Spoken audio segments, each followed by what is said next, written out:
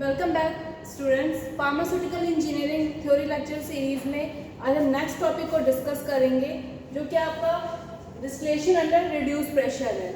इसको हम vacuum distillation भी कहते हैं।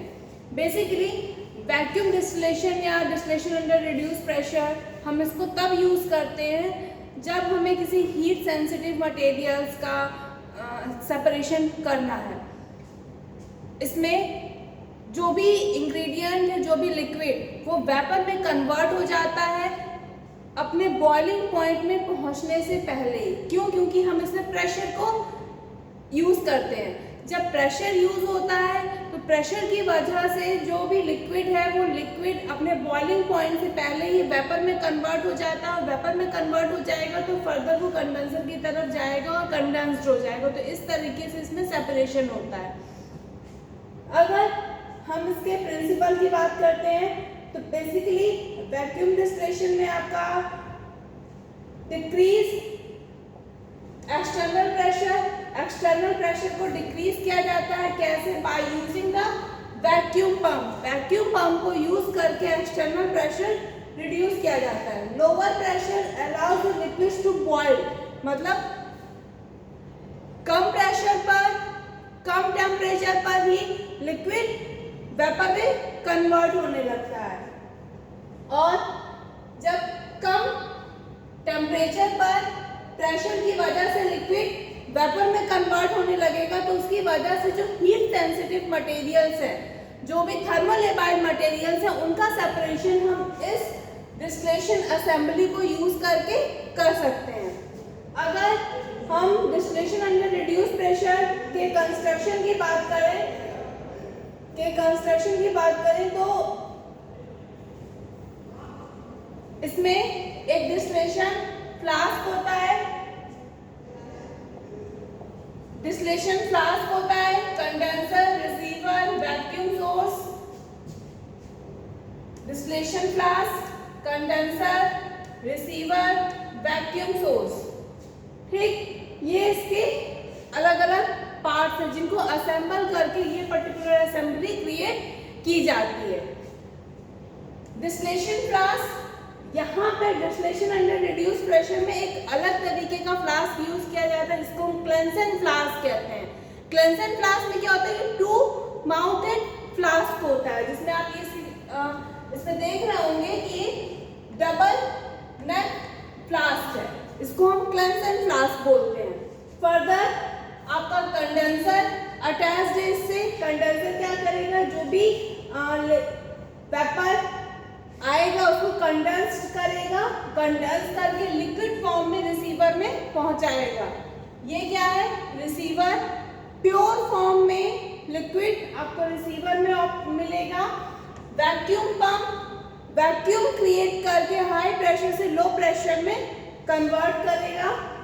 और मैनोमीटर, बेसिकली मैनोमीटर, इसमें प्रेशर के डिफरेंसेस को मेजर करने के लिए मैनोमीटर यूज किया जाता है। ठीक, टेम्परेचर कंट्रोल करने के लिए हम इलेक्ट्रिक हीटर आपके पास लगा हुआ है, यहाँ से हम टेम्परेचर को मेजर कर सकते हैं।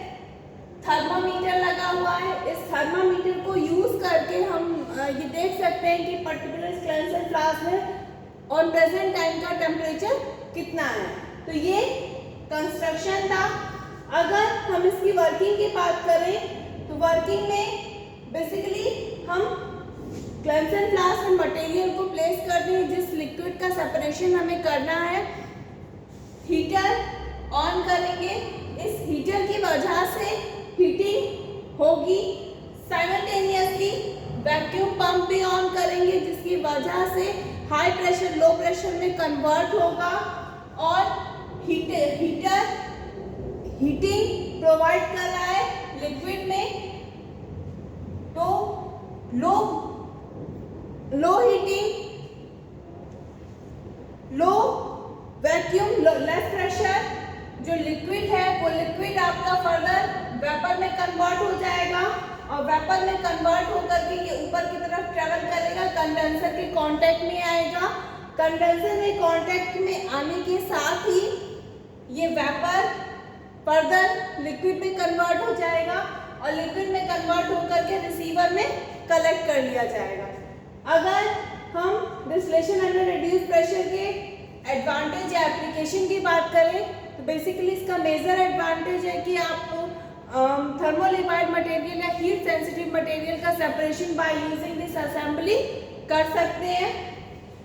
एनर्जी सेविंग होती है, क्यों? क्योंकि हमें लिक्विड को उसके बॉइलिंग पॉइंट तक हीट नहीं करना पड़ता है। इसको यूज करके हम जितने भी एंजाइम्स हैं या अलग अलग हीट सेंसिटिव मटेरियल्स हैं उनका सेपरेशन भी कर सकते हैं।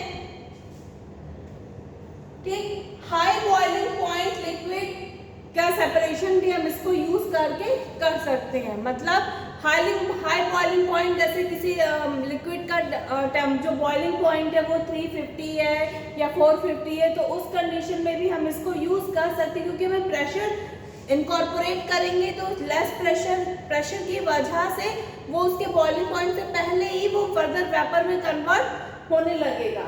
अगर डिस्टिलेशन अंडर रिड्यूस प्रेशर के डिसएडवांटेज की बात करें तो हमें एक स्पेशलाइज्ड वैक्यूम पंप की रिक्वायरमेंट होती है इस पूरी असेंबली में। एक स्पेशलाइज्ड मैनोमीटर की रिक्वायरमेंट होती है जो कि प्रेशर के डिफरेंसेस को मेजर करता है। उसके साथ साथ कुछ सेफ्टी रिस्क भी होता है, क्योंकि वैक्यूम पंप हम यूज कर रहे हैं, अगर प्रॉपर वैक्यूम मैनेजमेंट हमने नहीं किया, प्रेशर मैनेजमेंट नहीं किया, हीट साइमल्टेनियसली प्रोवाइड की जा रही है, तो जो क्लेंसन फ्लास्क है ये बस्ट कर सकता है। तो एक ये डिसएडवांटेज है।